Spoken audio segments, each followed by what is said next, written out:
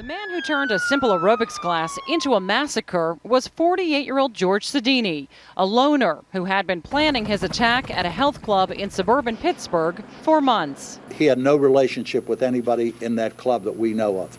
Shortly after 8 p.m., Sodini walked into the aerobics classroom. He didn't say a word. He placed a duffel bag on the floor, shut off the lights, and opened fire. There was 4 handguns he had on his person. She was in the front, because she was teaching.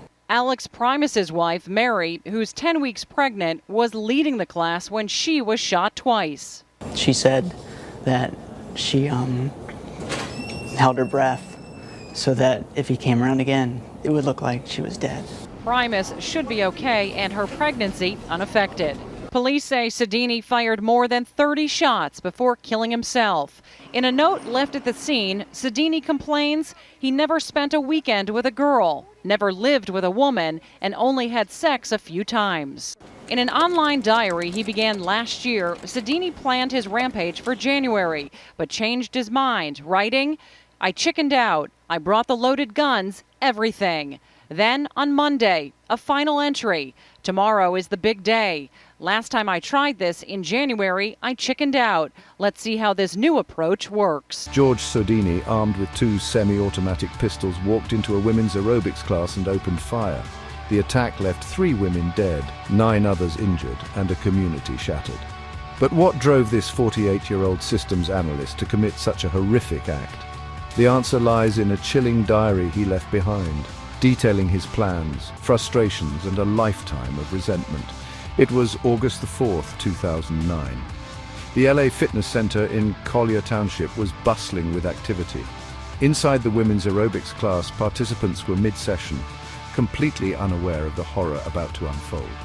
At approximately 8:15 p.m., George Sodini entered the room, turned off the lights, and began firing. Within moments, the room descended into chaos as 52 rounds were discharged. When the gunfire stopped, 3 lives had been tragically cut short. Heidi Overmeyer, a devoted mother, Elizabeth Gannon, a loving sister, and Jody Billingsley, a kind-hearted friend. 9 others were left wounded, and Sodini ended his life on the scene. What could drive someone to such an act? Investigators discovered a disturbing online diary Sodini had been keeping. In his posts, he chronicled years of anger, loneliness, and frustration, particularly towards women. He blamed his lack of romantic relationships for his unhappiness and detailed his plans for what he called his exit plan. In one entry he wrote, "Who knows why I am not ugly or too weird. No sex since July 1990 either." These entries painted a picture of a man consumed by bitterness and hatred. The tragedy sent shockwaves through the small Pennsylvania community. Vigils were held to honor the victims, and residents struggled to make sense of what had happened. The incident sparked broader conversations about mental health and misogyny, as well as how such warning signs often go unnoticed. Interestingly, Sodini's estate, valued at $225,000, was bequeathed to the University of Pittsburgh. The university declined the donation, requesting instead that the funds be redirected to support the victims and their families. The Collier Township shooting is a heartbreaking reminder of the devastating impact of untreated mental health issues and unchecked hatred.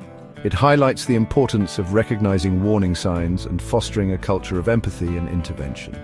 If you found this story insightful, please consider subscribing to the channel and sharing your thoughts in the comments. Your support helps us uncover and share stories like these to raise awareness and promote understanding.